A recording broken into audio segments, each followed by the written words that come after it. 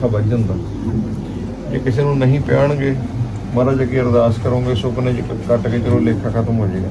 जे किसी को पिया दी फिर लेखा नहीं खत्म होता। जिहा बीजे तिहा उन्हें कर्म समझ लग गया।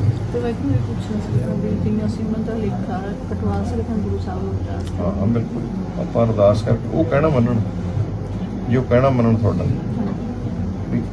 जी आप चलो हौली हौली छड्ड देना पर किसी को पियाण ना।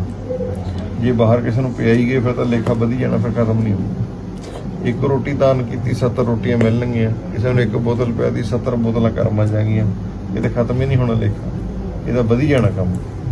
हाँ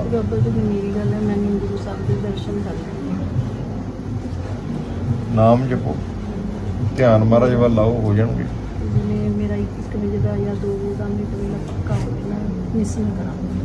महाराज वाल ध्यान लाओ जो महाराज वाल ध्यान पर पक हो गया फिर हो जाएंगे कोई। हाँ चलो कोई